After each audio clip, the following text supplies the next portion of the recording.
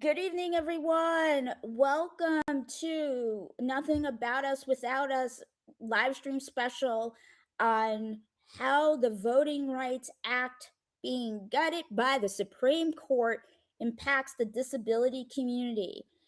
I am going to introduce, I don't really have much to say to kick us off. I'm going to introduce my friend, my mentor, and somebody who I consider literally ride or die in this movement, who has taught me. And I met Keith like a year and a half ago, and we actually are both live in the same state, literally across the river from each other. And so we're both in this fight. We're both very active in government, but Keith can do the history. I'm a good historian, but Keith, like, is encyclopedia. So I am going to turn it over to business owner, artist, and activist in every step of the way and every space, Keith Jones. And I am going to have him come on camera Hello. and peace out. Hey, well, thank you for the introduction. Hello, everyone. I keep blending into the background. Virtual backgrounds are always weird. But since we're here, I want to thank Nieta and everybody who is joining us.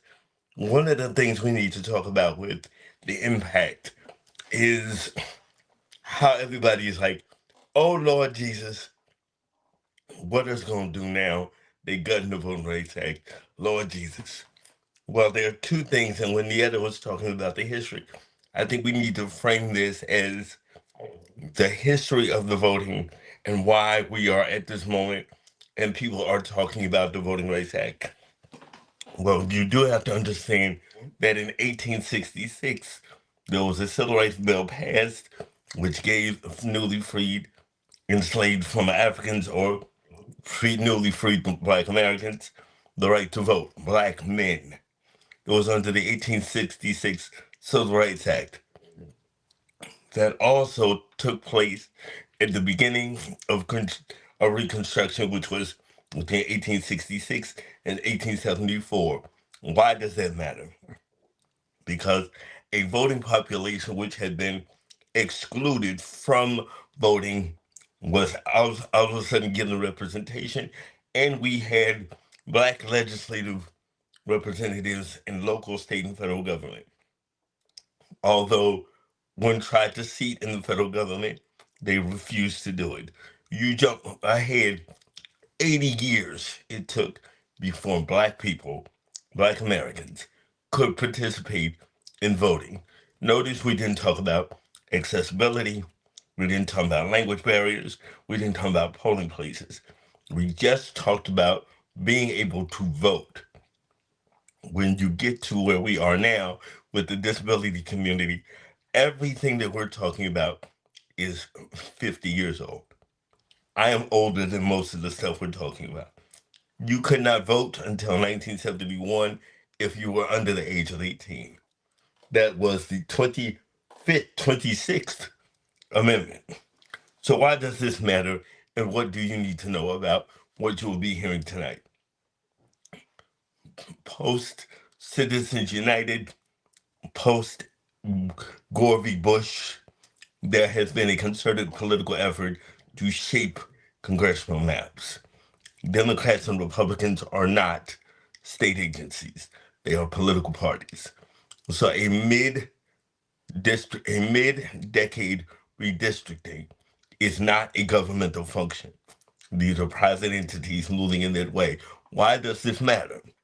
Because when you are trying to vote, you need to vote for people who are going to vote for your interests and not for their own survival. Why does that matter? With the gutting of the Voting Rights Act Section 2, and this follows on the gutting of Section 4, which follows on the inability to pass the John Lewis Voting Rights Act, which passes on to the failure to permanently enshrine our voting rights. It was 1978 that disability got added. It was language in the 70s. So every population that has come to this country post 1965 is covered under that act. And why does that matter for you tonight? The voices you will hear will talk to you about strategies, legislations, and things that you need to do to ensure your ability to participate in what is left of our democracy. But if you do not know the history and you are only basing it upon political emotions and not the technical aspects of, is my polling place accessible? Is my ballot accessible? Can I have somebody help me? Is this organization going to do what they say? Then you'll understand. But with that, we'll have a great discussion. You have great presenters. And Nieta, I will turn it back to you to let the people commence the party. Thank you, Keith. As always, I will say that anybody who is not subscribed to you on Substack is missing out. Keith wrote this wonderful piece basically saying that I'm going to wait until you get your behinds together. So if you're not on Substack Yeah. and you haven't subscribed to Keith, and it's Keith P. Jones, that's Yes. all you got to do is type his name and subscribe to him. He is awesome and off the hook. Keith is going to say a few words at the end. Yes. And the next person I am going to bring on is Christine. And I am going to do that. Hold on, Keith. BB, can you close Keith's camera for me?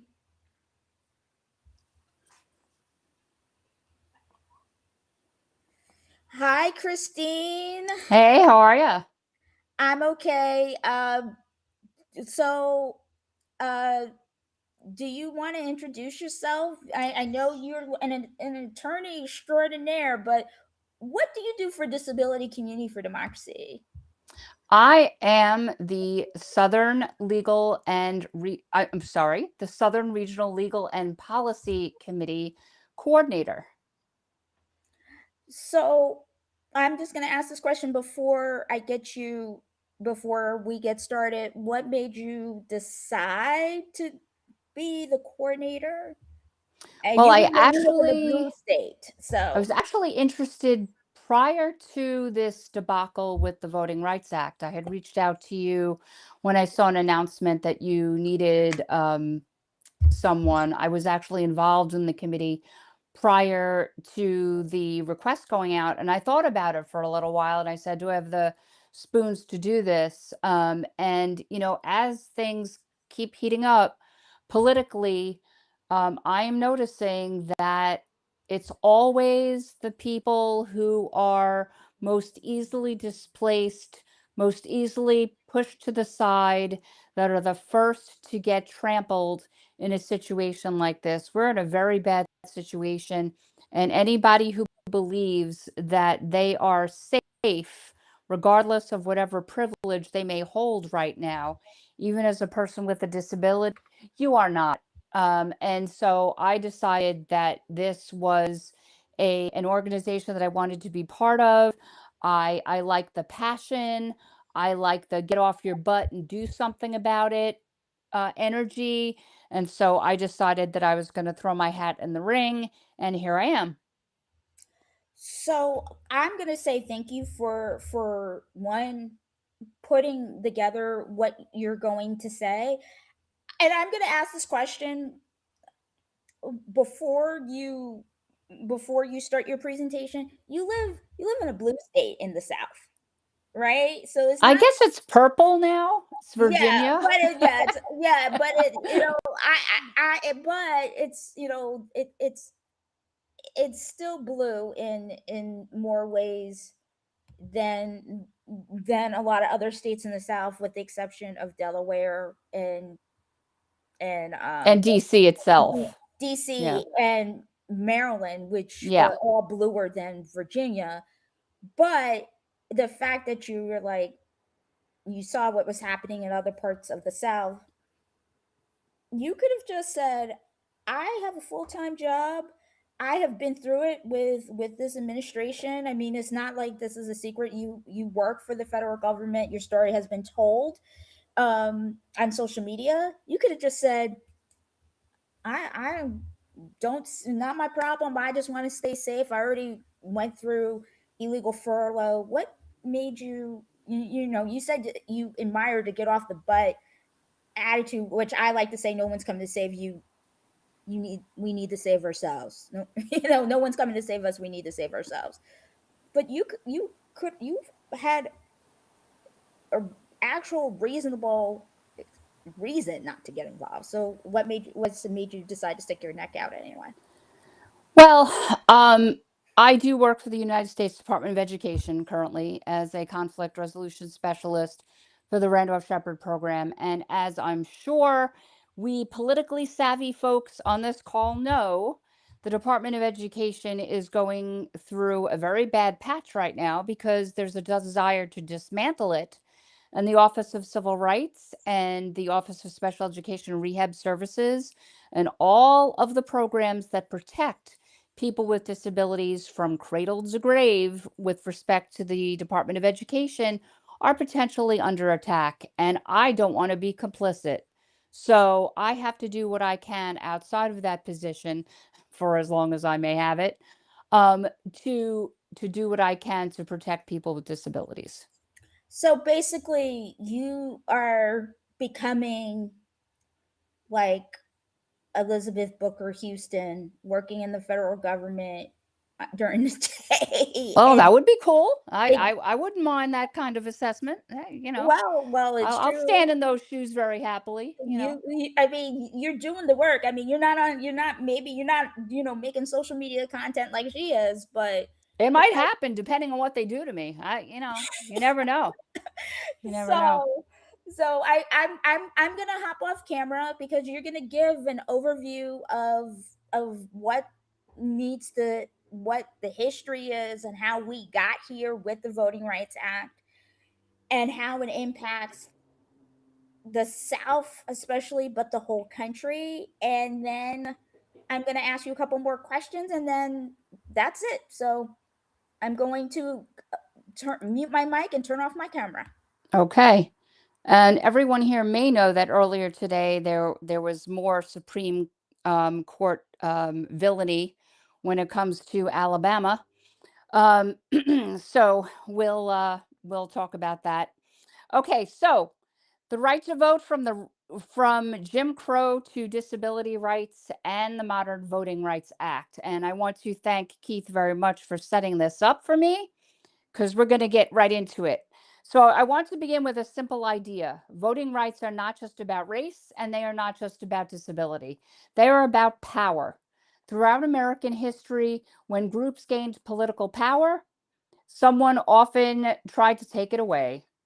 The methods changed, but the goal remained remarkably consistent. Today, people with disabilities, particularly disabled people of color, live at the intersection of multiple systems that have historically limited political participation. To understand where we are today, we need to understand how we got here. So, the long history before 1965, after the Civil War, the 15th Amendment prohibited denying the vote based on race. Southern states responded with literacy tests, with poll taxes, with understanding clauses, white primaries, intimidation, and violence. Many Black Americans technically had voting rights, or at least Black male Americans at the time, on paper, but could not exercise them in reality. For disabled Americans, the situation was also awful. I've lost my spot. Sorry. Okay. Many states barred people who were under guardianship from voting at all, excluded people labeled insane or incompetent, offered no accessible ballots, offered no assistance protections, and as a result, countless Americans were excluded because of race, disability, or both. Then came the Civil Rights Movement, a long time later. Congress responded with the Voting Rights Act of 1965. The act became one of the most successful civil rights laws in American history. Okay, so the three pillars of the VRA, the Voting Rights Act. The act eventually came to rest on three major pillars. So pillar one was section 5. Section 5 required certain jurisdictions with histories of discrimination to obtain federal approval before changing their election laws. This was called preclearance. The key innovation was, instead of voters proving discrimination after harm occurred, states had to prove changes would not discriminate before they took effect.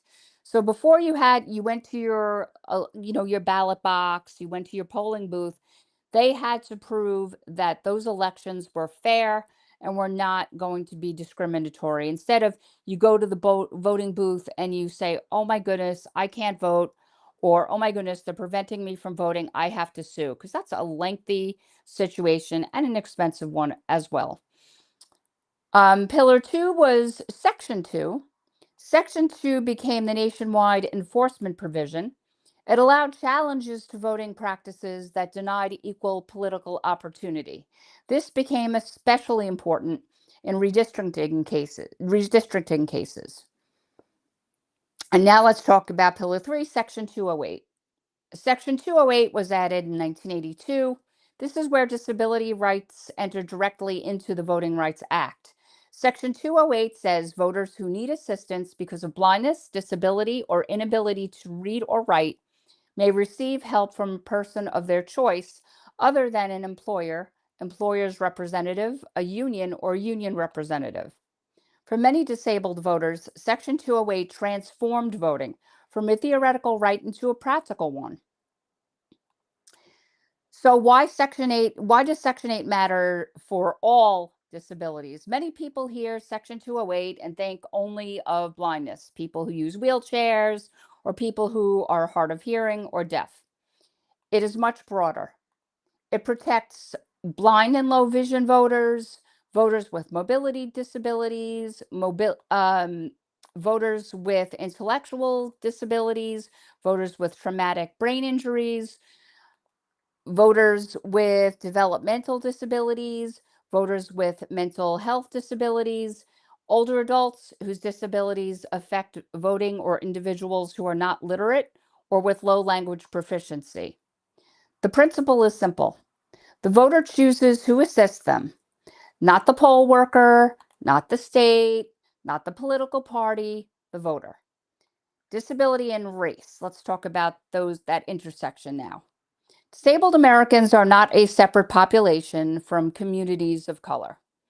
Millions of Americans are both: a Black blind voter, a Latino blind voter, a Latino voter with cerebral palsy, an Asian American voter with a developmental disability, or an Indigenous voter using a wheelchair may face barriers tied simultaneously to race, disability, language access, transportation, and poverty. When voting protections weaken, these communities often feel the impact first. Let's talk about the corner that we've been turning lately. Let's talk about Shelby County versus Holder. It's a 2013 Supreme Court case. Shelby County versus Holder, the Supreme Court effectively disabled Section 5. Preclearance largely disappeared. States no longer had to obtain federal approval before many election changes. The burden shifted back to voters. Now we have Louisiana versus Calais, 2026. The court further narrowed the ability to use race-conscious districting to comply with the Voting Rights Act. The decision is already prompting efforts in several southern states to redraw districts and reduce districts previously created to ensure minority representation. The result is that Section 2 litigation becomes more difficult and more uncertain. So where are we today? The Voting Rights Act still exists. Section 208 still exists. People with disabilities still have the right to assistance from a person of their choice. But The enforcement structure around those rights has changed dramatically. Section 5 has largely been dismantled. Section 2 faces increasing limitations. States are testing new boundaries through redistricting and election administration. At the same time, new accessibility requirements under the ADA are becoming important because voting increasingly begins online through voter registration systems, election information websites, and ballot request portals. Ultimately, the question is the same one Americans have wrestled with for generations. Not whether people have rights on paper, but whether they can exercise those rights in practice. And for disabled Americans, especially disabled Americans of color, that question remains as urgent today as it was when Congress first passed the Voting Rights Act in 1965. And I want to address ADA Title II with the new voting rights frontier in that context. For decades, voting rights battles focused on physical barriers and discriminatory laws. Could a person register? Could they get to the polling place? Could they cast a ballot without intimidation? Today, many of those same rights have moved online. Voter registration, absentee ballot requests, polling place lookup, sample ballots, candidate information, election notices, and election results are increasingly accessed through websites and mobile apps. For many voters with disabilities, the path to the ballot now begins long before Election Day. In 2024, the Department of Justice issued a major ADA Title II rule requiring state and local government websites and mobile applications to comply with WCAG 2.1 Level AA accessibility standards. In practical terms, that means government websites must work for people who use screen readers, cannot use a mouse, need keyboard navigation, require captions or transcripts, need sufficient color contrast, need content that can be enlarged or reflowed without becoming unusable. The compliance deadlines now extend to April 2027 for larger jurisdictions and April 2028 for smaller jurisdictions. For voters with disabilities, this matters because inaccessible websites can effectively deny access to the electoral process long before a voter arrives at a polling place. A right that cannot be exercised independently is not fully realized.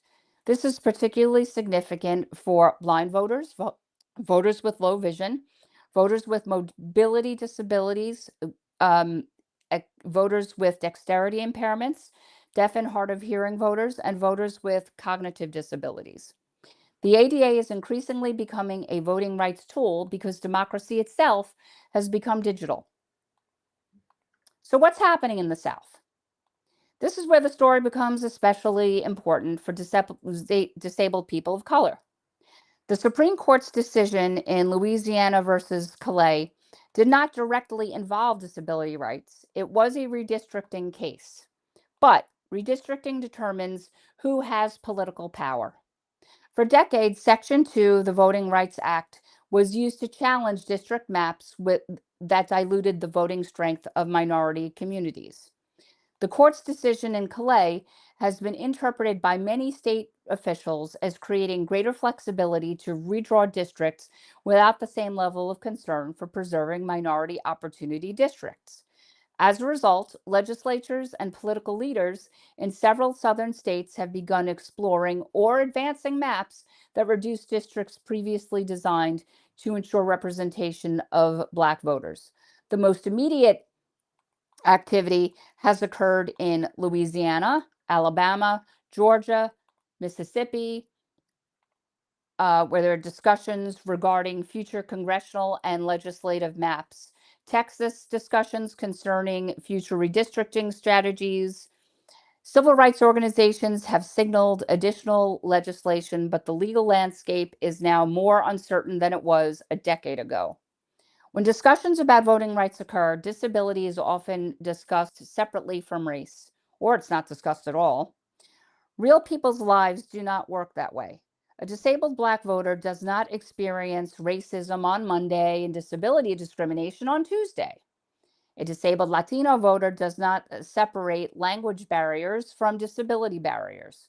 A Native voter with a disability does not separate transportation barriers from accessibility barriers. The barriers overlap. The protections must overlap as well.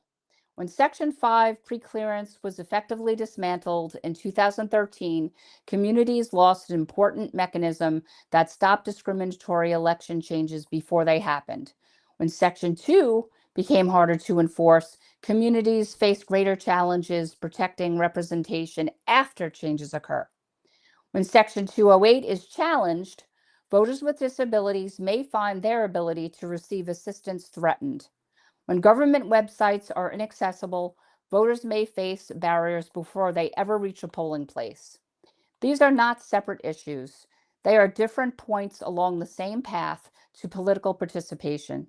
The history of voting rights in America is often told as a story about race, and the history of disability rights is often told as a separate story. But for millions of Americans, especially Americans with disabilities who are also members of racial and ethnic minority communities, these stories have always been intertwined.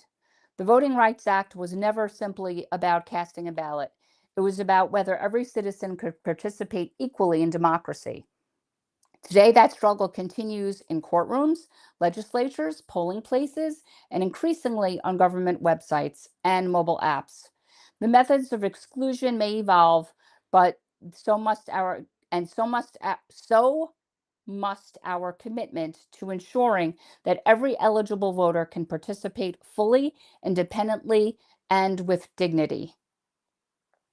All right, that's what I got. Thank you, Christine. I have a couple of questions for you.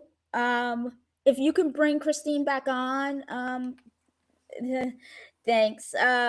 So question one, with all of that information you put out there, in 2025, I believe it was the Eighth Circuit. There was a challenge to Section 2, no, Section 208, excuse me, and it was under third parties being able to sue. And I think people don't understand that they already have started chipping away at our community's ability to get help. And also, the other thing that we haven't even talked about, which we will touch on, is rural voters. Because I, as a person of color who lives in a suburban urban area, I don't have issues with getting to a polling place, right? But if I lived in a rural area, and if I imagine if I was white, I lived in a rural area, and they made all these changes with the accessibility issues, it would be impossible. And so, as an attorney, and I know voting rights is not exactly your specialty since you know work for the Department of Education. Um, what do you think disability organizations need to do moving forward? Because I feel like they have their heads up their But butts on this issue, to be perfectly honest. Well, unfortunately, a lot of organizations, whether it's disability organizations, voting rights organizations, even the ACLU, they all kind of have their heads stuck because this is an ongoing across the board problem, and it's a problem that could have been resolved a long time ago by recognizing that transportation issues for rural voters in general, but especially for rural voters with disabilities, is an issue. Now, if somebody wants to and they can drive, if they live in rural, they can drive an hour to their polling place, although some people just don't have the time to do that. They're working on the farm. They have two different jobs. They're trying to make ends meet, especially now. Are they going to take the time to do that? Polling places need to be easier to get to, and they need to be easier for everyone to get to. That includes perhaps having some sort of system where transportation is made available to voters who need it. And I think that that is something that we can form a coalition around, because I'm sure there are many rural voters, not just rural voters with disabilities, that could use something like that. We need to make voting because our rights as voters is so significant. We need to act like it. All of us need to act like it. And I think that one of the things that we need to do is to focus on the fact that people in general, particularly in far-flung areas, do not have the same rights as those of us who live closer to urban or suburban environments.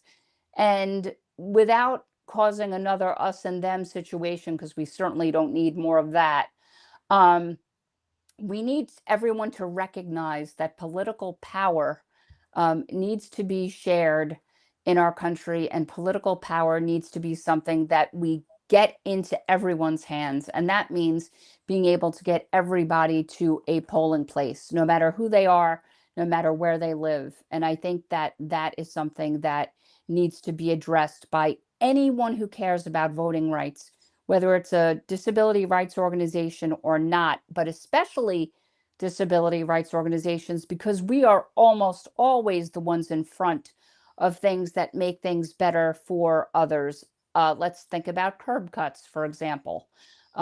People with wheelchairs needed them, but you know what? Those ladies with their strollers have certainly made out Or pretty well. suitcases.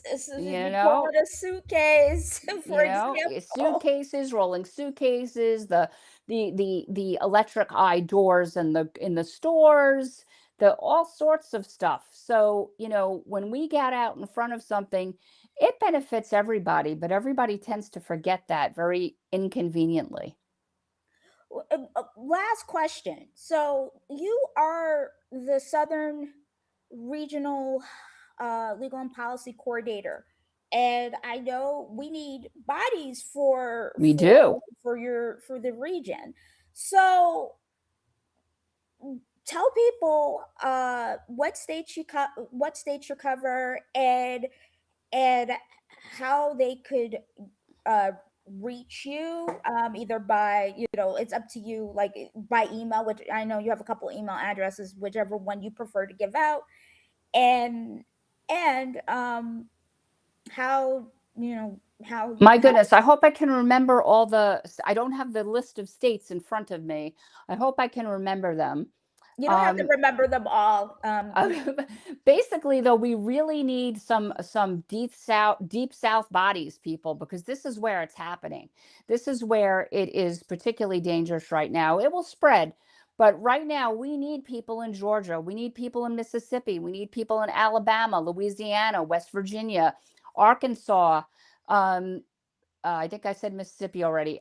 West Virginia, and of course, we talked about D.C., Delaware, Maryland, Virginia, but we need Florida. How could I forget Florida? North Carolina, South Carolina. So these are state. I think I got them all. To Um, Texas, Texas, oh, and Tennessee, and Texas. How could I forget Texas? Oh my. Um, so we need people in these states. This is where it's happening. This is where the gutting is taking place at a ridiculous rate. This is where the battles are going on right now. And we need people on the committee so that we can work locally. I don't have as much credibility, or perhaps any, if I'm reaching out to people in Tennessee and Texas, as those who live in Tennessee and Texas. And we can help give you the tools, and we can help, guide you. But we need people in those states to reach out to their local officials and their state officials to make sure that things change and go in the right direction, because we're reversing. and last but certainly not least, Tennessee. So you mentioned, as part of your presentation, the ADA, the Section 2 of Right. the ADA. And Tennessee did something, as we say here in New England, mad wicked. It is not wicked good. Or on the West Coast they say hella bad, and Yep. so either one of those, they decided to sneak in a provision where they don't have to notify voters where they're They're polling. polling. Oh, I missed that. My goodness, how could I Yeah, forget? well, I mean, it's a lot. So many things. So, and they were the first ones to do it. I asked, actually, there was supposed to be somebody here from Tennessee who was on the ground, they an ally to the disability community, who literally said that there were disability organizations saying, how can you do this, with websites not being accessible, and asking the questions on the record and saying how this is not going to impact disability. With the changes for larger municipalities not needing to happen until next year after midterms, and then 28 for smaller municipalities, what can we do to get the word out that, you know um, that you probably are not going to have an accessible website? Well, first, I'm going to be a little snarky and say that I hope the volunteer state steps up with those volunteers. But aside from that, we really do need, as you said, people on the ground who are going to make noise and make calls and show up and send emails and maybe put together a website that's actually accessible and say, hey, this is what you can do. We looked at your website and this is what the problem is. This is how you fix it. Maybe we have to spoon feed them. And then if we spoon feed them, say, you know how to fix it now. We've told you, now go do it. And if they don't do it, then you have the ability to sue, right? Because Exactly. now I'm not an attorney, but Christine, I know have said, we've talked about it. You said I should have gone to law school. We got to play chess, not checkers, and we have to do what we need to do as a community. And the way we fight back is literally, unfortunately, we're going to have to treat them like they're 5 years old. Yeah. And give them directions that is in literally plain language, just for, honestly, so they can't say, I don't understand. And let me tell you, we're gonna get them playing stupid. We're gonna get stalling. We're gonna get people who don't respond, that kind of thing, because nobody wants to do the work or nobody knows how to do the work, and they don't want to spend the money to get somebody who knows how to fix it, even if you spoon feed them.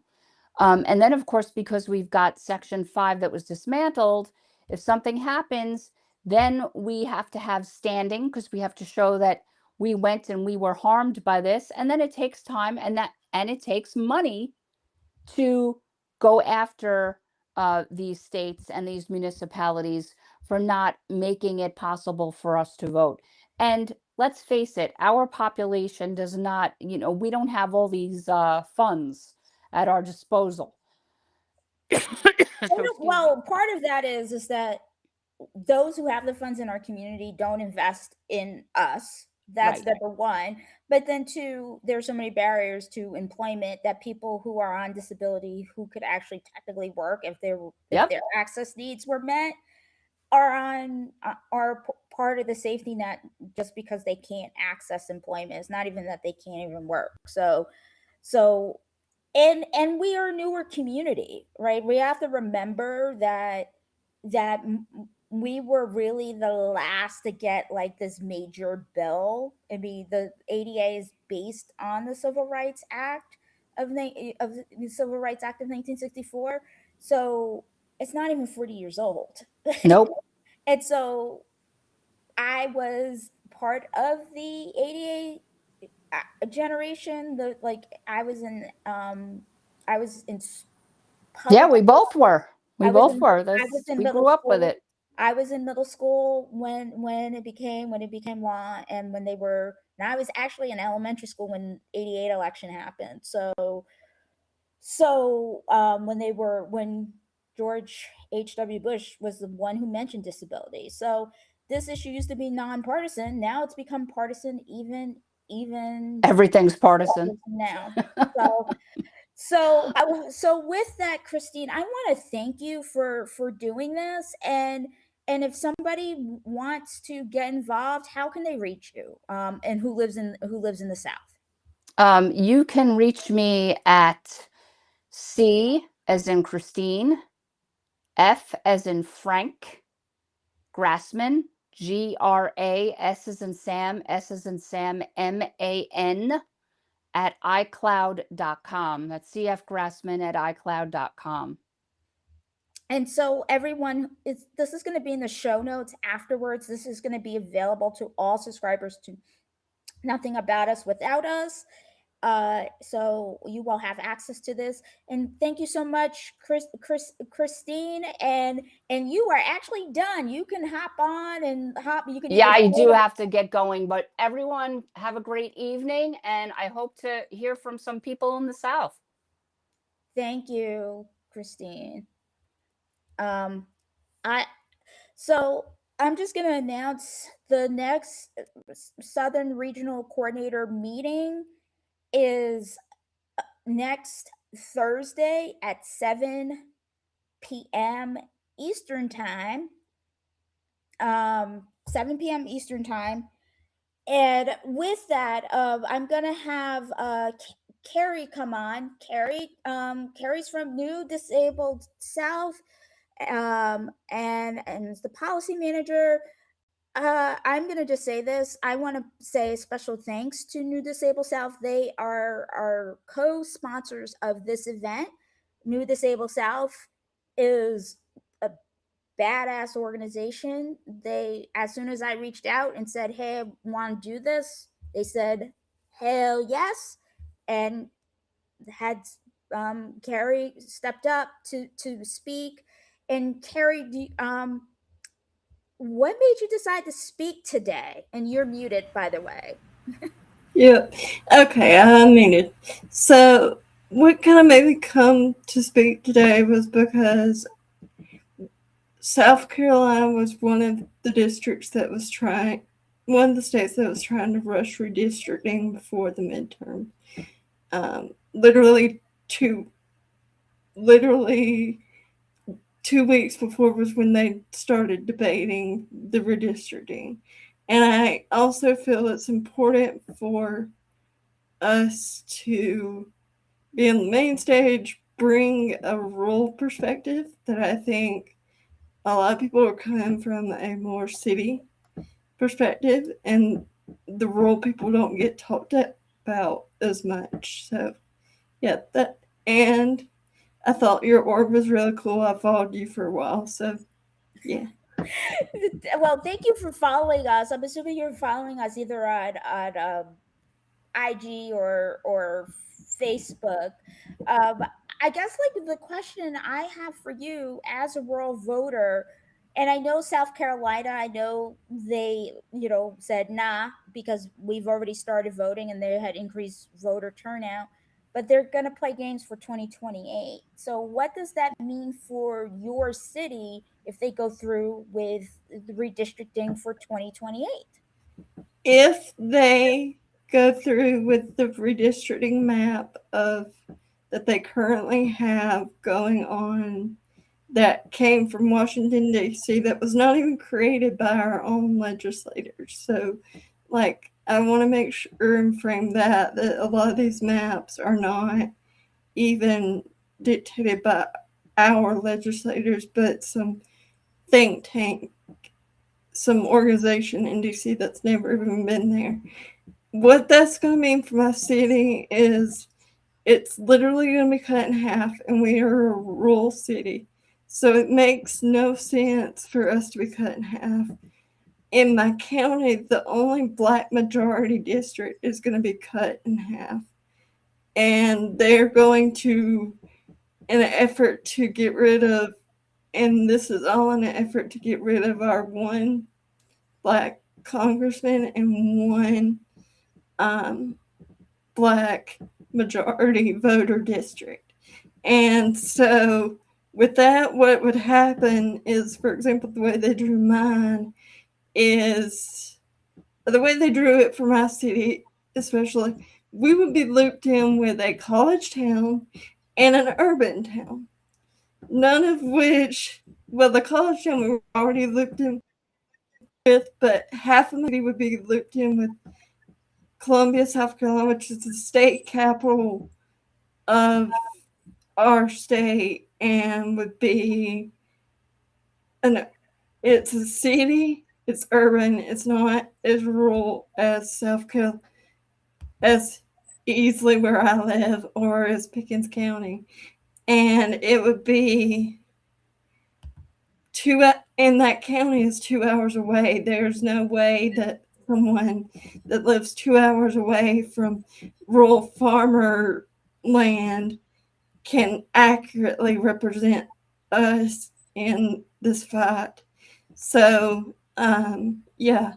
And I kind of want to give a little shout out to the voters, the people that organized and got people out to vote.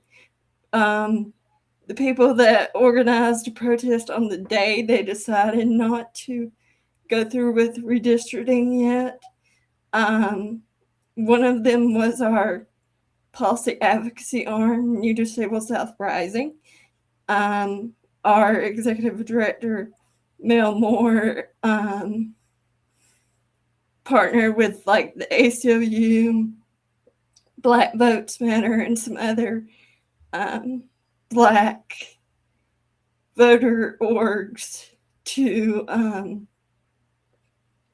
stand in protest of what this was. And they had originally planned for, this was how this day went, was they had originally planned to have to be there all day to stand in protest. The debate was over by 11 o'clock and they started at 9 because already so many people voted, like half of the record for early voting altogether had voted on that first day. Wow. So yeah, it's like, yeah, and I also think this is just my opinion. As much as and I think this is where state politics sometimes, they understand. Clyburn delivers not just for his district, but he delivers for the whole state. And so to say, oh, the get rid of his district is the cut off your nose to spite your face. But exactly. And that was said. I mean, people did say in on the floor in the state house, he's not just focused on his district, he focuses on the whole state. And he's willing to collaborate. Like, why are we doing this, right? Like, this isn't right, to take away people's right to vote. And you're absolutely right.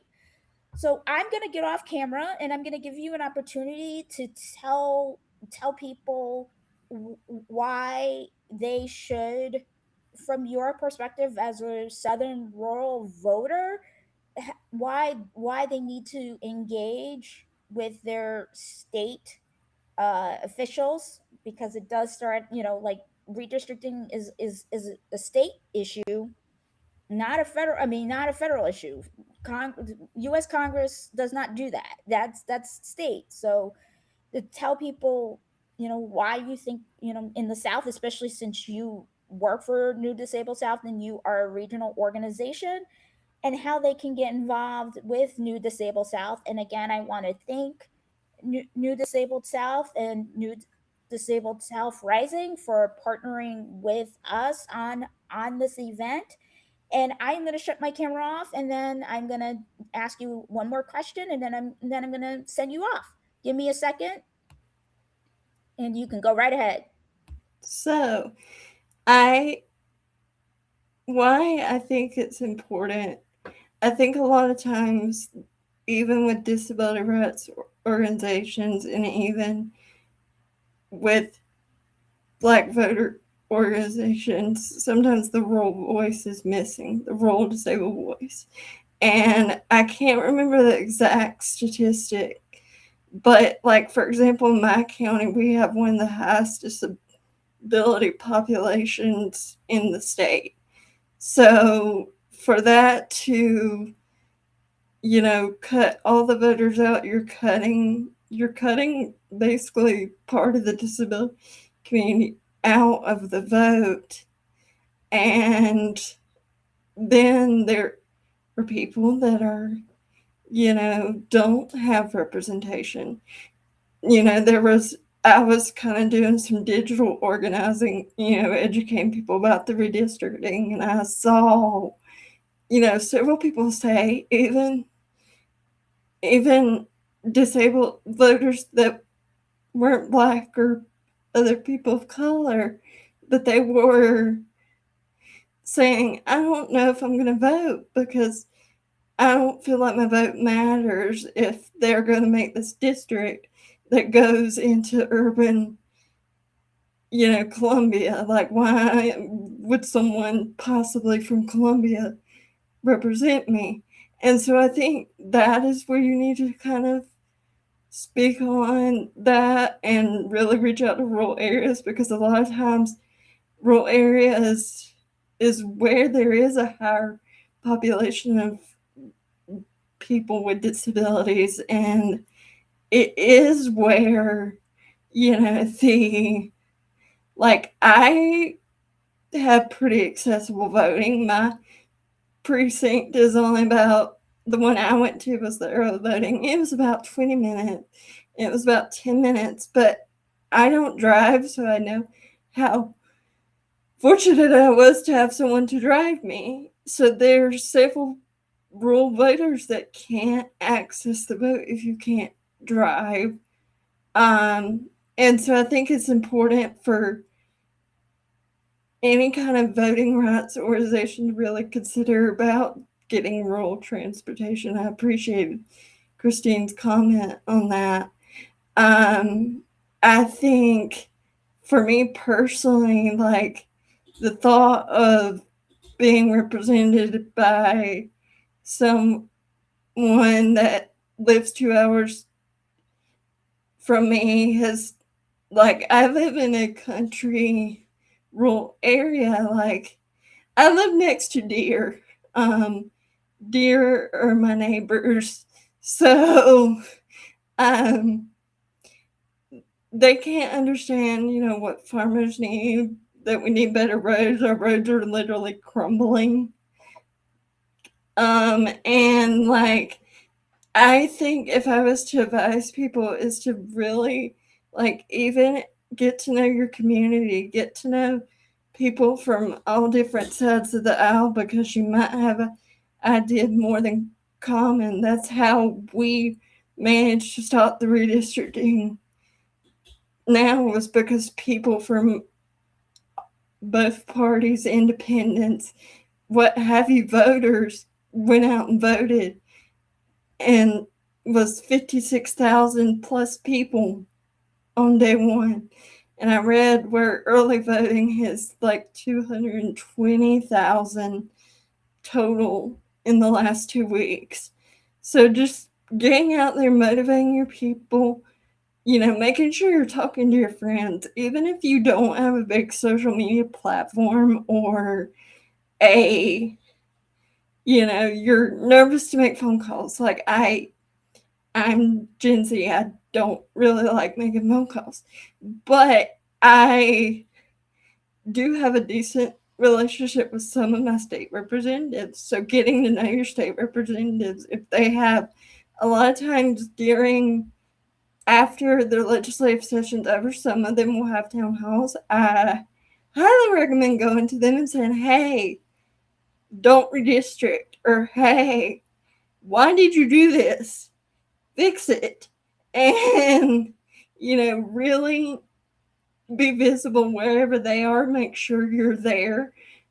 Or if you can't physically get out, make sure you're up in their comments on Facebook, Instagram, any kind of social media thing, making your voice heard. Whatever is accessible to you and in your access needs to get involved. As far as getting involved with New Disabled South, we have a listserv that you can see different events, and on our website, which is newdisabledsouth.org, we now have an events page. So if you want to go to any of our other events across the regional South. Our version of South is Alabama, Arkansas, Georgia, Florida, Mississippi, North Carolina, South Carolina, Tennessee, Texas, Virginia, and West Virginia. So, and we occasionally do, although we don't officially count DC, we occasionally do events in DC as well. So keep your eyes posted on that. And if you would like to get in touch with the policy team, if you're interested in policy, we also have we also have on our website a plain language policy dashboard that translates state policy into plain language. So if that is something that would make contacting your legislator easier, and you're curious about a bill in the state, you can also, and if you go to that website, our plain language policy dashboard, and it has slashes between all of the word, like plain dash language dash dashboard, or yeah, I can definitely drop it in the chat, but you can access it through our newtosouth.org website. And you can get information about sponsors, so that would be your state representative and stuff. And we don't at the moment track all the redistricting bills because that would be wild. Oh, also I forgot Louisiana. Louisiana is our 14th state.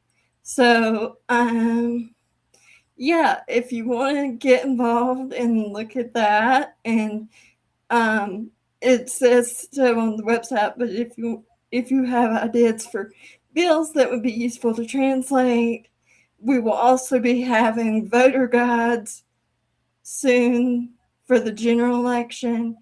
There are, and like I said, you can also, when you go to our website, it says get involved, and that's how you can kind of subscribe to our newsletter to keep up with the events and different disability justice news things that are happening in each of our departments as well. So, Carrie, I just want to just ask you one question before I know you have a hard stop. So, I'm gonna just gonna ask you this one question. What's the mood like in New Disabled South right now? I know the South has always been a hard place to be, and like just to be able to be yourself as a disabled individual before all of this chaos happened uh, at the end of April, and now with all the redistricting. What's the mood? What's the mood like? Are you ready to fight? Because I know Disability Community for Democracy is ready to fight. Oh yeah, we're definitely ready to fight. We don't hold back. We're not afraid to call up some legislators and go, "Hey, what are you doing?" Or we're recently going out into the different communities and stuff and helping them organize and fight back against not just the redistricting, but data centers, all the stuff you hear in the news, data centers, pipelines, taking away mistreatment for energy communities.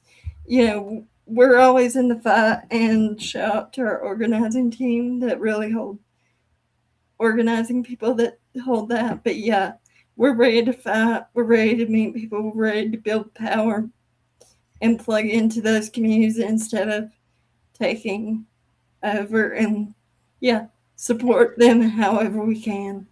So, Carrie, I want to thank you so much for hopping on. Pass on my regards to your full team.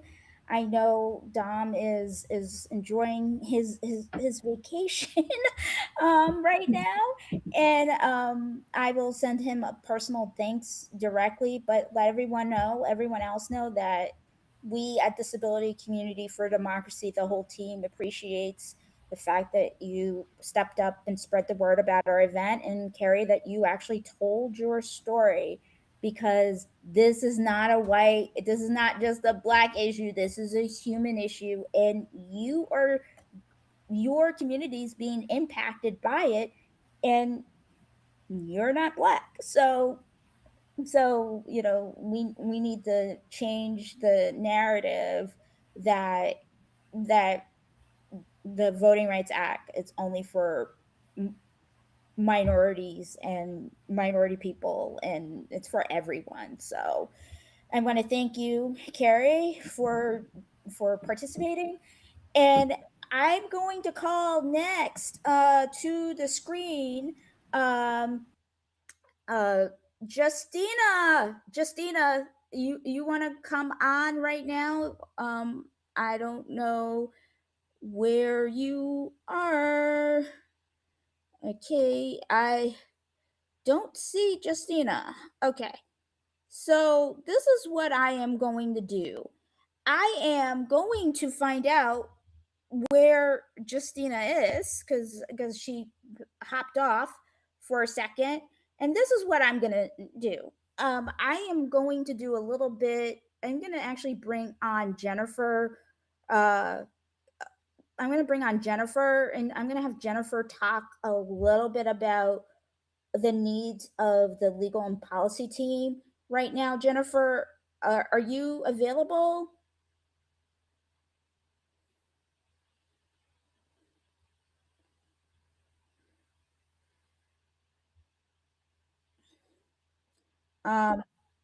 Okay. So I am going to turn on Jennifer's camera. Jennifer, do you mind sharing what some of the things that the legal and policy team needs um in the meantime, while I turn off my camera for a second, so you can just share a little bit, and then once Justina comes in, I'll bring you on again. Okay, no problem. Our legal and policy team is 2 coordinators, one for the West and one for the Midwest. The Midwest is Michigan, Illinois, Indiana, Ohio, Nebraska, Kansas, North Dakota, South Dakota, Iowa, and I believe that's it. And the West is California, Washington State, Utah, Arizona,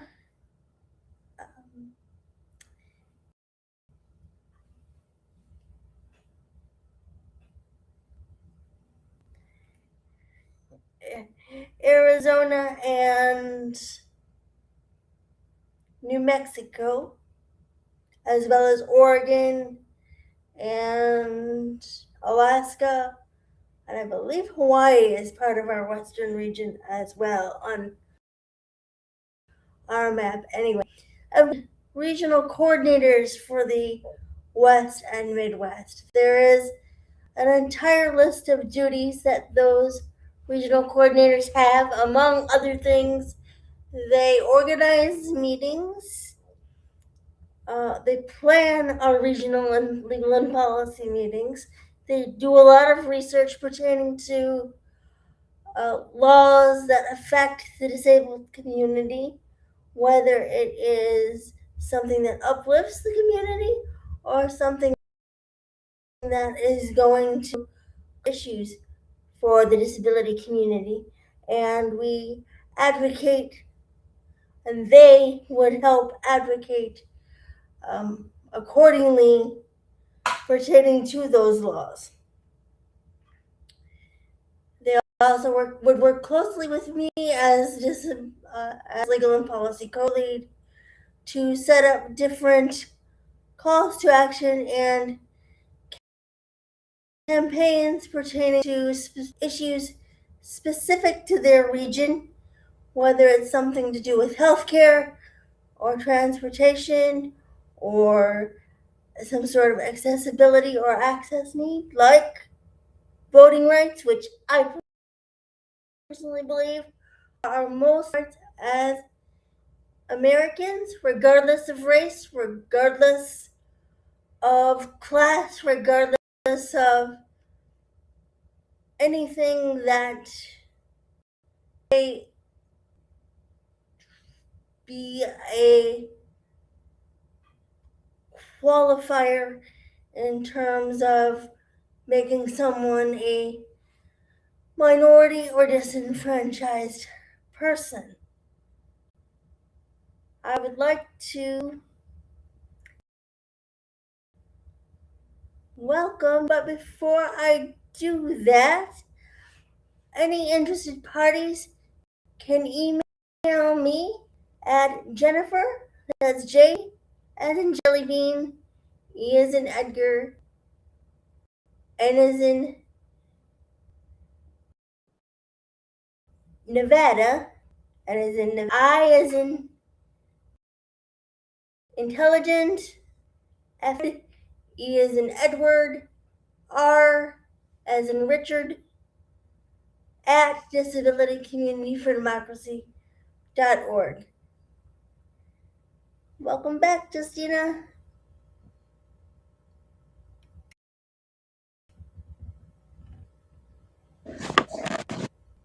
Hi, Jennifer. Thank you so much.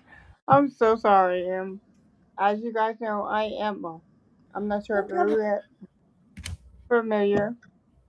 Anietta, thank you so much, and everyone on the call, and everyone's watching. I'm from Louisiana. I am the Disability for Democracy lead for our policy. Our lead policy. Um, ca- and I am still co-lead right now for Democracy for Disability. But I want to thank you all and every advocate, organizer, and every community member for joining us today. And I wrote down something, but I'm gonna speak from the heart. I'm gonna outlib.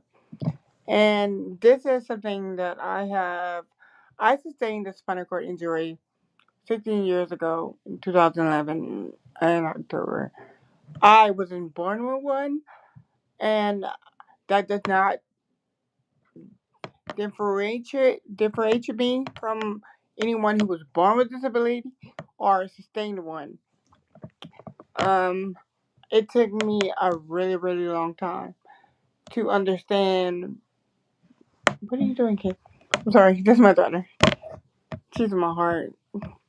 And it doesn't differentiate me from being someone who was born with disability or who have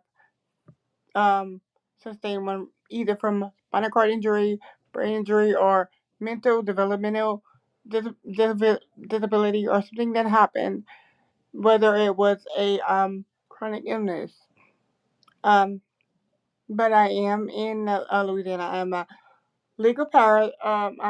paralegal, state of Louisiana. Second year law student. Not second year. I'm going into my third year. Law student, practice studying for my bar exam. So there are selective things that I can't answer to you for. I do work with a lot of national organizations, but when I found out and I saw Nita post maybe a year and a half ago about this organization, I was like, this is something that that needs to be spoken up on. There's a lot of work I've been doing that I would speak to selective people about over the years when I first sustained spinal cord injury, and it was things that I was afraid to speak on. A lot of things that were going on behind the scenes. Our state was not only we did have a lot of resources, but in selective areas. I live in a region in southwestern Louisiana, which is pretty much Acadiana, and it's amazing. We have things happening every weekend. We have um, from festivals to music events to food adding accessibility is not the best. Christine spoke a lot about, and she's an attorney, so she pretty much said a lot of things that I would love to be able to share and have the benefit to kind of be able to express and give that insight on some of our selective law and progress that I've made. But one thing that I can say about our state right now, despite Republican, Democratic, despite whatever political party that you are with or organization you're with, whether it's disability, civil rights, caucus, just anything that you are fighting with and you're collaborating with. We are making progress in certain areas. There are things that we are working behind things with that I cannot kind of express just yet, but it's going to be amazing. And there are issues. There are so many issues. Every issue compares to a disability issue, and those disability issues are always connected to civil rights and equality. That's one of my biggest things that I promote. So I'm gonna go ahead. I'm gonna read my script. It's a lot, and I'm so sorry. Our weather in the region that I live in has been so intermittent. It's been extremely hot, but rainy. The internet's been going on, so I'm gonna read from my script so that I don't get disconnected. Can you hear me, Niala? I can. That's why I popped on. I just wanted to let you know that if you can read your script, because I want to be able to ask you a couple of questions before Yeah. you go. Yeah. Thank you so much. I'm so sorry. And I got kicked off just now because the rain just started again. It's insane. Okay. Okay. So I want to thank you personally, Netta, for allowing me to be a part of this organization and being just a personal friend.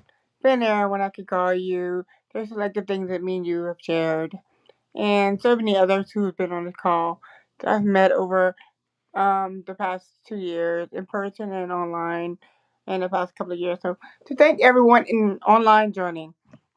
Um, Before I speak on Louisiana, I want to open with something grounding. Every last one of us carries a story about democracy. A story about excess, struggle, exclusion, or survival. This program that we've all been invited to, each of you hold all of your stories, personal stories, your journeys close to you. Because what we are witnessing right now in America, rather it be disability rights, voting rights, civil rights. Right now, there are a lot of selective division going on with, you know, not only as Keith spoke about supremacy, and there are it's really personal to me because June is gun violence awareness for me, and in our state, that's been a topic that we have spoken on. I mean, our state has spoken on over the past couple of years right now, and there's a lot of injustice, and that's all I can say about that.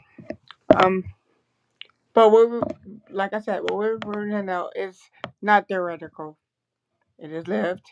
It's happening to our bodies, our families, our communities, and our futures. Okay, so what I'm going to speak about what's happening in Louisiana. Louisiana has been one of the clearest examples of how voting rights are being stripped away in real time. The Supreme Court decision eliminated Louisiana's second majority black congressional district.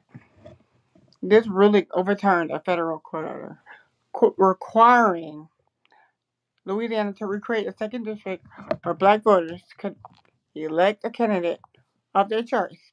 The court declared that race conscious remedies, of course, the same tools used for decades to correct racial vote dilution are now unconstitutional. The decision did not just redraw a map and remove representation from nearly 1/3 of Louisiana's population. It weakened Section 2. Sorry, I'm trying to work on more than 3 devices. Section 2 of the Voting Rights Act, a protection that has been essential for black voters across the state. And as a child,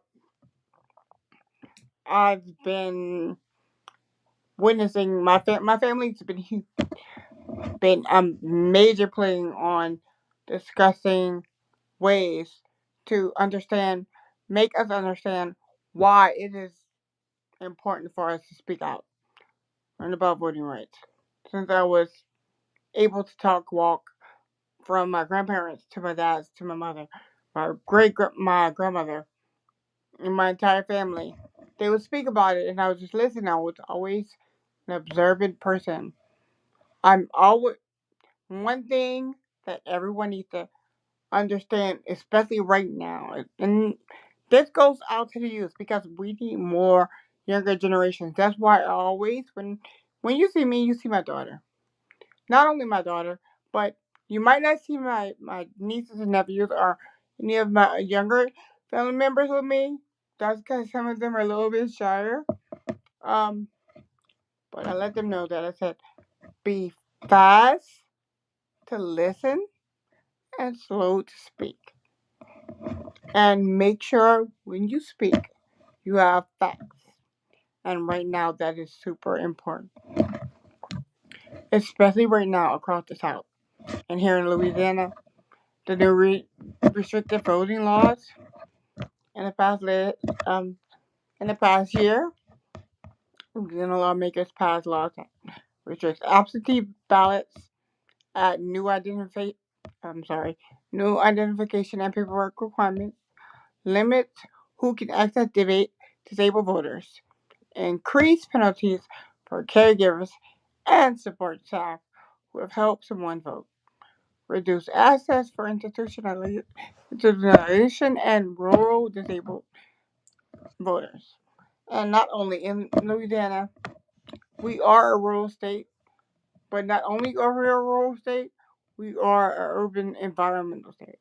So saying rural is the same as urban. Everywhere you go, we are all increased with the same type of environment, regardless if you've ever been here in the state of Louisiana, whether it's northern, especially where I live. I live in southwestern Louisiana, a little bit outside of Lafayette, literally 15 minutes away in a small town of Abbeville. Kind of called Island, Perry, all of the above. And it's amazing. It's beautiful. You listen to beautiful music, folklores, folk music, Creole, great food. But I mean, as Christine said, and I speak about it publicly everywhere I go.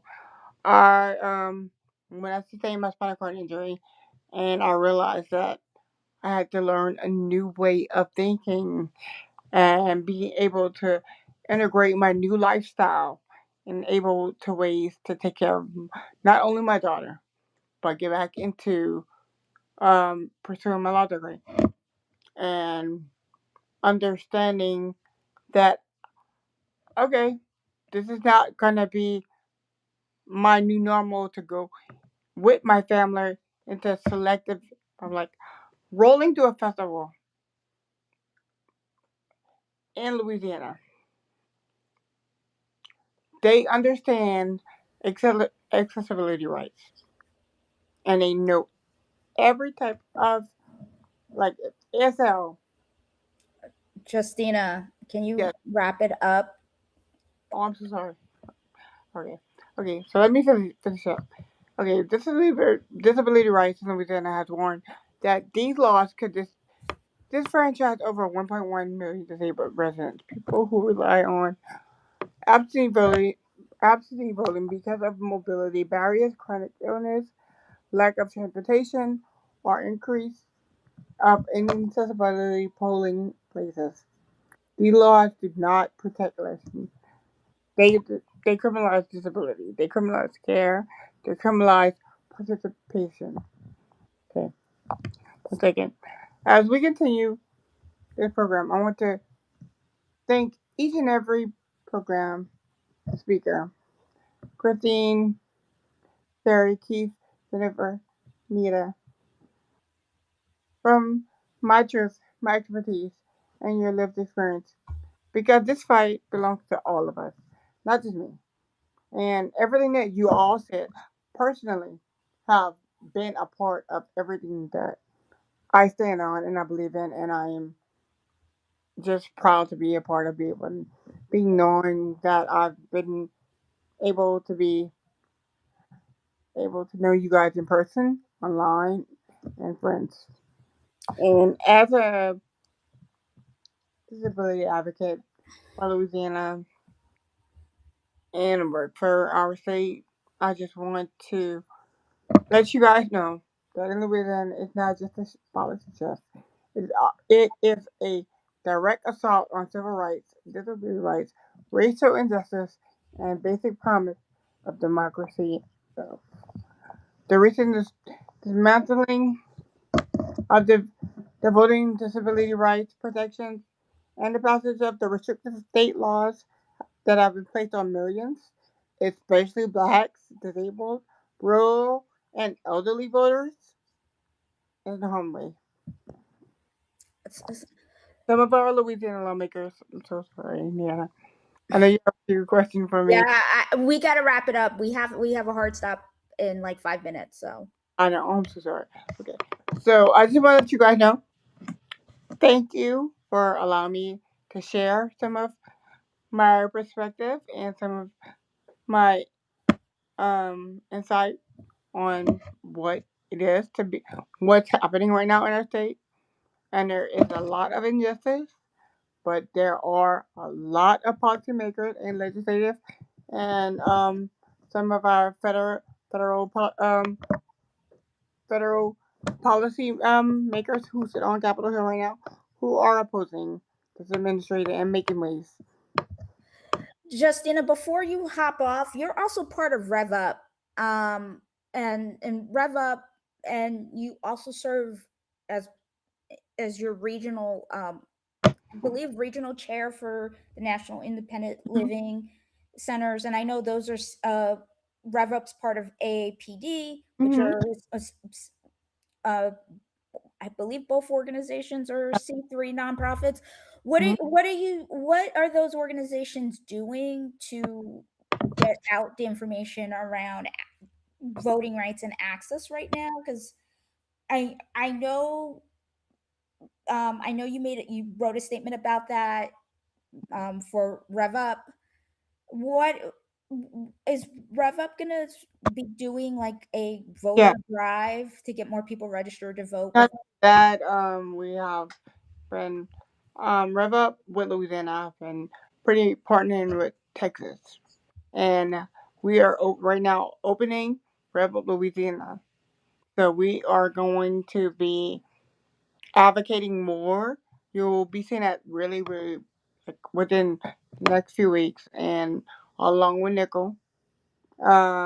So The what's nickel? Because not everybody on the call is gonna know what nickel means. National Council on Independent Living Center. That's our National Independent Living Center. They do centers for independent living, statewide in the independent living, and the biggest thing right now that affects that well, not that, but that kind of started the national disability movement way back like Christine said. Yeah, like I'm gonna say this. Keith has said there are certain things younger than him. Right. The Independent Living Center movement is Yeah. older than I am, and older Yeah, than that's you. like when I learned because and you know what, I put that to Instagram, and I'm not sure if everyone is familiar, but most Black and Brown community members do know and have fan, and a lot of other ethnicities have heard it, but you have to be twice as better to get half of what someone got. But when you live with a disability, you have to be not even twice, but like 5 times as better. And then you have to, it's It's hard, right? It's hard. I will say this because I reached out to Justina I don't Young. want to sound like No, but you know what? This is real. I mean, I it's live. important. I'm gonna And just say I this. wasn't born with that, and I didn't have that realization until literally But months I was aware. Justina, I'm gonna just say this so we can wrap it up. It doesn't matter if you were born with a disability or not. Right, You are still a Black person in the South. exactly. And Oh, and when yes, I reached out to you yes. and said, "Hey, how are you?" I'm just going to ask this question. How did it make you feel when they said, "Oh, Black people can't have, can't have the equitable representation in your state?" And they just reversed themselves, like reversed all this precedent. How did it make you feel? I live in the Deep South, so number one, I've always felt like that. Number one, before I even sustained my spinal cord injury, I knew how it felt. But after that, like there's selective things, like especially when I'm like, hey, I'm gonna go back into work, and they're like, yeah, you can do all of these things. You put in these applications, you're going to school, and you're trying to go back on campus in person, and it's not accessible, or you're getting discriminated against, or if you're having a bad day and you're not speaking the same way that you're speaking the day before because they don't understand what's going on, or if you're not sitting up, and then you're like, okay, let me fix myself to look what everyone defined normal. Right. And I will say this, and then I'm going to wrap the session Black up. men, it's dehumanizing, Right. discriminating, and it's hating. It's very hateful, It's and hateful. that kind of defines our society right now. So divided. Yeah, and being a Black woman with a disability just makes it worse. And I will say this to you, as somebody who does not live in the South, you have more fortitude than I do, because that would I have family. I have I have family in the South. I have family in the South. Some of my mom's Puerto Rican relatives live in the South. That would not be me. I'm not built for the South. I'm Yeah. just not. I'm a northerner. I don't even like the heat. So I'm just saying. So Justina, you know how I feel about you, but we're Yeah. gonna like wrap this up, and I'm gonna bring on Jennifer again, and I just want to ask her a couple of questions. Thank you so much, Justina. And you know what? You spoke from the heart, and it's really difficult when accessibility, because I just want to remind people, if Right. we can't vote for our representatives Right. at the federal level or the state level, all the things around accessibility to improve accessibility, expand it, is not going to happen either. And So the biggest thing is, I just want to say that part, yeah, that voting, they would not be attacking people's voting rights if no. it didn't matter. Right. Thank you. So thanks, Justina. And Jennifer, you can pop back on now. All right. Thank you guys. Have a good night. You do. Jennifer, are you ready to thank you for filling in while Justina was like filling in with her tech. Can I ask you a You're couple welcome. questions? Sure. Why is important? Sure. You know, you used to be the Midwest coordinator before you became the legal and policy lead. I know Indiana, they told the current occupant to kick rocks with bare feet and cuts on his feet, basically, when they Right. try to redistrict. Why is it important to get these regional coordinators filled, even though they are not in the South? Because this type of discrimination is going to spread if we let it. If we, as the disabled community, allow this to continue, it will spread in other ways that might seem kind of small, like, oh, this one bus, this one polling place, so you've got to take another. Well, what if someone can't get to the other bus stop and there's no door-to-door transit or paratransit? What if, say for example, there's only one automatic voting machine at a polling place? I have been to a polling place where there was only one automatic voting machine. And I, as a wheelchair user, had to vote at a regular, undivided, meaning there was nothing to protect my privacy while I was filling out my ballot. Just a regular table. Now that doesn't sound too bad, but there's no privacy for me to fill out my ballot, and the assistance that is supposed to be offered while someone is voting if they have a disability was not offered to me until I had my ballot in my hands on the table and I was filling it out. Now, it isn't supposed to work like that. Either you're supposed to be able to bring someone with you to assist you. There are supposed to be accessible voting booths or voting machines for you to use while voting. There wasn't. And you live in the Midwest, and Right. and this was not one of the. It's not one of the states that were under, section 2 or section 5, and your No. voting rights were violated. Yes, they were. So again, this is the reason why we have to fight. So I want to say this: if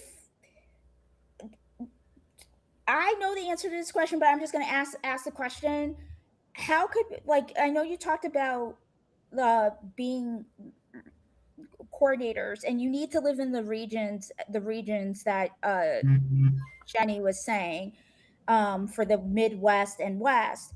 But if, let's say, you don't have a disability, or you do have a disability, and you just want to be a general volunteer, how could they get involved in the legal and policy bucket in general, like at the national level? Well, as a general volunteer, they can sign up on our website. We have a mailing list for each region.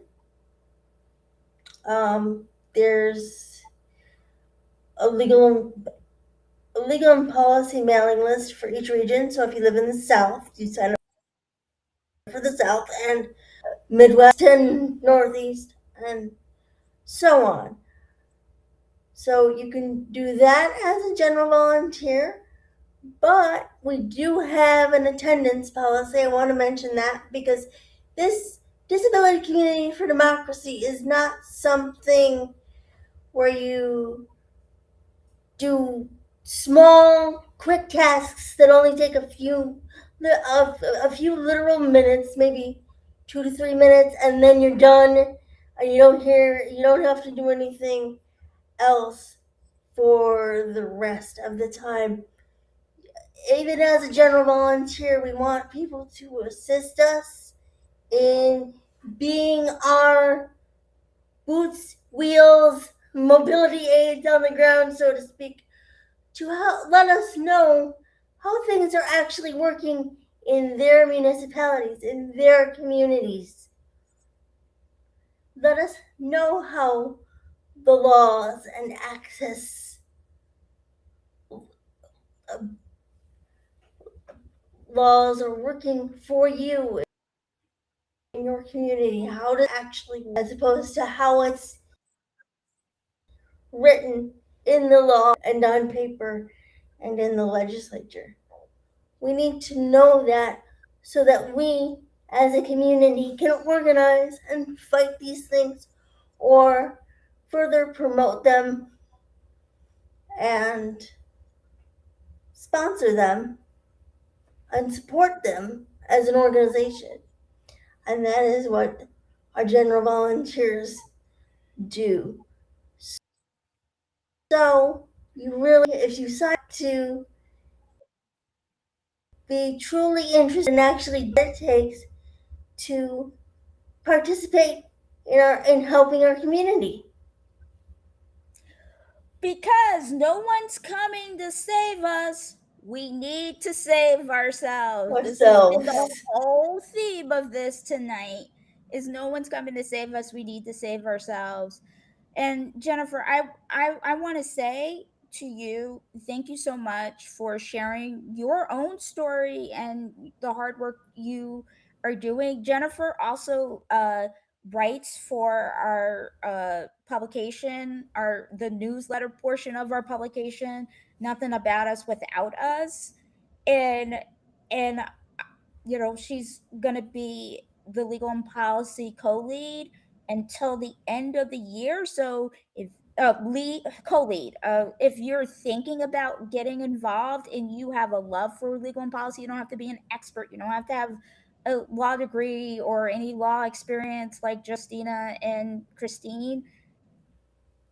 Reach out, because we're gonna need to fight this. So We've got to fight it. we gotta fight. Nobody's gonna care how many spoons we have. No one cares about that. So with that, I'm gonna say thank you, Jennifer, for being on. You are done. You can log out if you want and watch. Thank you, everybody. From YouTube or Substack. Peace out. Bye, everybody. Thank you. I wasn't gonna do this, but since our Northeast regional coordinators here, BB, do you want to come on and say a few words?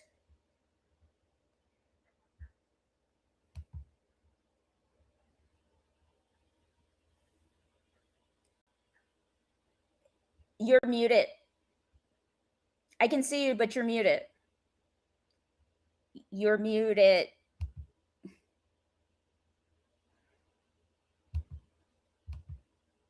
Okay, now you're unmuted. Can you hear me?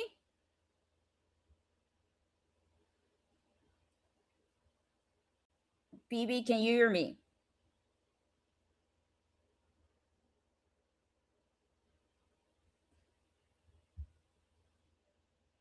Okay, I can't hear you.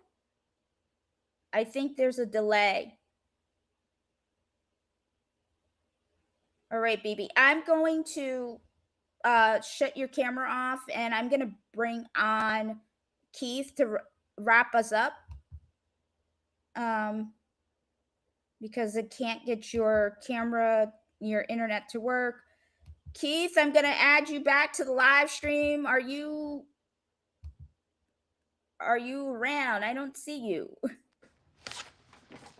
There I am. So Keith, you Yes. heard all the speakers tonight, and Keith, you've been at this for a long time since Thank you. since you've been at this. Like I talk about advocacy in general in Mhm. Black spaces since you were a child, Mhm. literally since you were a child, and in disability space since the 90s, Mhm. and since you're late teenage or 20 early 20s. Mhm. What is your thoughts about what we need to do as a community? You were the section 504 Mhm. generation as an older Gen Xer. Mhm. So what do we need to do as somebody who has seen it all in our community? Well, two things. I'm glad I got gray hair, which means I survived. So, but before we go, but what I want to walk back on is the overarching theme was that. So to take the two things, one, that the community, again, much like you said yourself, I know that he's going to save us. Secondly, people are going to have to understand that coalition building in chaotic times tests your how authentically committed you are to this work, and not just to getting on the ballot or getting into the polling place. Because look, I really love you, and I would love y'all to be like vote right. But if every time we try to get you to vote, you go in to vote to undermine my humanity, why am I? You know what I mean? You're still making that ask. Or the overarching theme of what you heard tonight was we need to organize. We need access. These are the things we need. One of the things that is curious about these moments, however, are people still teetering on the edge of the system, quote unquote, meaning people believing that they only have two choices or three choices or whatever, or no choice. And in a country turning 250 years from its Declaration of Independence, where at its root cause the same functional governance structure absolutely is predicated upon a white male caste power structure, you cannot then expect those same white men power structure to say, oh, thank you for saying that you want to protest us. Maybe we'll get a conscience now. So, what the community needs to understand is two things: find the commonality in all the issues, and acknowledge that you do not need to like everybody in order for everyone to have liberation. If you cannot do that most basic thing, organizing will fall apart. We've seen this since the last election. Even now, with what's going on in the primaries, people are still playing games and not understanding that at this moment, strategy means we understand who we're fighting. We understand that we are negotiating terms of murder with a serial killer. This is what you're dealing with. You're not These are dealing with. terrorists. These are Yes, terrorists. you're not What's right. You're up? not dealing with. So, if you're talking about political ideology that is not tied to the history of the country, that is not tied to not even practical, flat public solutions, written in plain language, posted for everybody to see. There are no different schools of thought. The world is on fire. So you arguing with me about putting out the fire with gasoline or other alcohol when we all know water will do, right? Right. So for you all, I'd say hold fast because you are the change, right? And what you all saw here tonight, you made the ask. So, but there's for you as organizers, you can't save people that don't want to save themselves. Everybody is grown. If they people are entitled to, you don't know what you don't know, but you should be smart enough to ask. So, Right. Right. so I would say to you all, everything that you all did tonight is just the start, and I commend you all for the work and effort. Again, the partnership you all with New Disabled South. This is how, if people are going to be serious and want to go on to do something else other than running organizations about trying not to get murdered by politicians, right? then we need to make sure that our coalitions are built on our humanity, our needs, our commonality, and our shared liberation. So I'm just gonna say this. I'm just gonna make it plain, and if I'm wrong here, you can correct me because Keith is my mentor, and he checks me all the time when I fuck up. So that's true story though. It's not like I'm lying.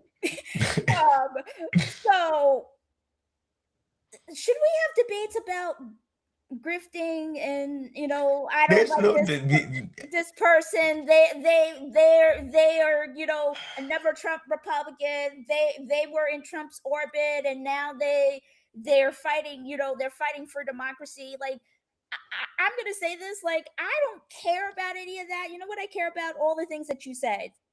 They're literally saying that people's humanity are not up for debate, and we need the coalition build, and we need to do better, right? And we need to get off our asses and stop being in silos. Because I will say this, it's going to remind people think white supremacy is just race. No. White supremacy is race, gender, because if you're not a white male, even if you're a white woman, you are screwed in this system. Disability, even if you're a white male, if you're disabled, they consider you defective. Oh yeah, if you're a gay man, if you're a member of the LGBTQ community and you are a white male, you lumped in with all as they used to. I'm not going to use the N-word because that's not part of my language, but they would call us monkeys and darkies.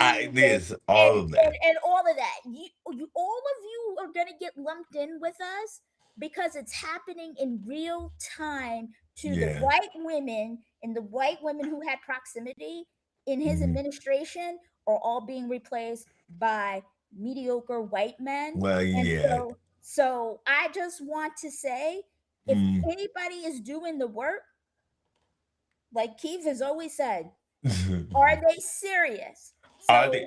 Yes. Are they serious? So that means if they're talking about anything, disability is upfront and personal. It's Gay Pride Month, LGBTQ rights, especially right now for trans women, especially Black trans women, needs to be included. You're not talking about any of that, Keith. Well, am I wrong here? No. You are. So here, because of what you all are doing, and because you're talking about the impact of voting, and because the theme of today is nobody's going to save us, you have to anchor. None of these issues came out of thin air, right? Like nobody would cast themselves and say, as a social justice warrior and fighting for LGBTQIA plus community, that I'm practicing identity politics, right? Nobody would say that. But that same person who runs a youth organization for LGBTQIA plus kids also don't like Negroes in her neighborhood. So this is it. So when you understand America has been socially engineered since 1967, the entirety of what you are watching, America's population nearly doubled post 1964. So and why is that? And remember, because you had an expansion of, you had the removal of the racial classification and caps on particular countries. So America's immigration up until 1968, 65 actually, was like, if you look like us, don't bring your behind to this country. Unless you have some sort of special skill. So if your disability community is still managing to bifurcate itself along diagnoses, along proximity to power, if you're still talking about, voting in this very kind of generic way. But in the years that I've been here, we have talked about ballot access. We have talked about the suburban, urban, and rural demographics of the polling places. But again, If you don't understand the landscape in which you're operating, you will be planning for nothing. So study the landscape, understand the history of your district, understand the history of your country, but fundamentally understand that this is a bifurcated system by two political parties that are not beholden to any of us. Now, if we get a hold of the parties, and then we are, and actually it's in the Declaration of Independence. It said it is not only your duty, but your right to, whenever the government becomes unresponsive and harmful to the citizenry, for you to dismantle that government and stand up one that is good for your safety, your health, and your happiness. Now, I'm a black man in the theater. Basically replace their asses if they don't do the So right thing. yes, so I'm not gonna hold you, but I think what you guys did today is amazing. Fill out the coordination. Policy is not. There are no compromises in humanity. Policy over the last 75 years in the United States has been a position of comfortability, not solution. Those two things can't coexist. But if you do not deal with the root cause of what America is dealing with, it don't matter what the hell y'all do and who you put in the office, because they're gonna get in there and be just racist, sexist, or homophobic. So, And but ableist. and ableist, absolutely. So I commend you all for doing the work. Keep your head up, take the look, give yourself grace. Cause this is it seems like a lot is going on. I mean, but they're running out of time because they know it won't stick. So, but remember, they don't get there without our participation in the system. So stop participating in their issues, and then we have an opportunity to build the country that we actually can be proud of. So, congratulations on your work. Proud of you. I know her. She fancy. like I Yeah, my Puerto Rican black disabled behind yes. I will cut a bitch if you mess with my people. Nah, we good. Yeah, we good. Keith is one of my people, and he told me this, and he keeps telling me this every single time I come with him with a problem. And I'm gonna say this, and this applies to everybody. There are going to be people who are not going to like and I'm paraphrasing. There are going to be people who are going to push back on you because they don't know the history of this country and how racist and eugenics in this country is, and you're going to get pushback even among people who are quote unquote on your side when you call them out for their quote unquote personal experience discussions when they're not being mindful in the disability space around race and gender identity and race around disability and gender identity. It's like all of these things are intertwined. Yes. And if you're arguing with someone or somebody tells you that hey, this is not an intersectional conversation, it doesn't matter if they're your homie or not, or you like them, they are not serious. Yes. So you need to get with people who are serious, and if they are serious, then you need to sit down and have a conversation with them, because right now this is not about hurt feelings. People will die if we don't get the right people in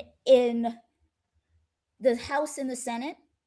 Yes. We are nonpartisan, but we know that the Republicans are asshats, so we need Democrats. We don't have to I don't agree with Democrats on things, but right now they're the only same party, and we need to flip a lot of seats in the states for 2026 and 2028, because that's where the redistricting is going to happen in 2030. So we need to keep our eyes on the prize. This is going to be a long process. We're going to have a lot of stuff. And Keith, I love you. Love you. Yes, lady. Got you. Homie. and I want to say thank you so much, Keith. And want to let you go among your merry way because you have a busy week. And Yes. Keith, don't forget you owe me a hookup with your homie through Oh couple yeah, yeah, other yeah, yeah. organizations. So just I got you, reminding. I got you, I got you. And before you all leave, just to thank you again for having me. But remember, it do the best way you cannot solve a problem if you don't acknowledge what the problem is. The political problem in the United States is not a complicated one. It is a dynamic about, can the populace acknowledge that the power lies with us, not with the ones who are making promises on campaign trails? If your candidates cannot specifically tell you what they're going to do, as much as a dog catcher of the city ordinance, if they do not have any details or specificity, like you heard earlier, you talking about people who have no understanding of rural areas, so we don't get them.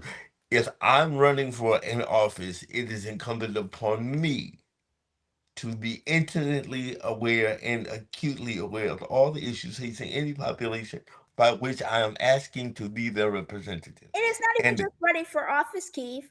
It's also us who serve on yes, advisory boards where we are political yes, appointees. We need yes, to understand if yes. we are picked or we apply and we get accepted for whatever political, you're doing historical society, you need to know what's going on right now on the ground, because historical society 20 years ago was It's just not about buildings.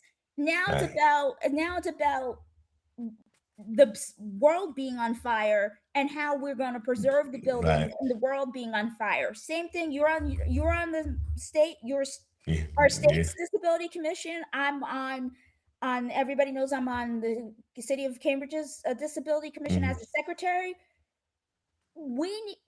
I know I have, and you probably also have too, even though your commission is newer than mine. You have probably spoken up and say, hey, we need to be paying attention and not just rubber stamping things like we used to. Oh, and you know it. And with that note, because if they don't learn now, I'm going on vacation. And that's why I'm sending y'all up. Give yourself grace in this work. Understand that these are all adults who are making willful choices to be willfully harmful. If people are feigning ignorance or saying they don't know, we live in the information age. If you can chat GBT about a dog twerking, you can answer a question. So there is no excuses. You don't know what you don't know. But you all who knew Disabled South, you said Disabilities for Democracy, you all do the work, because in about 4 years we all gonna have a party and we just gonna chill. So have a great night. Peace Love you out, all. everyone. Have Take a good night. care. Bye bye. Bye.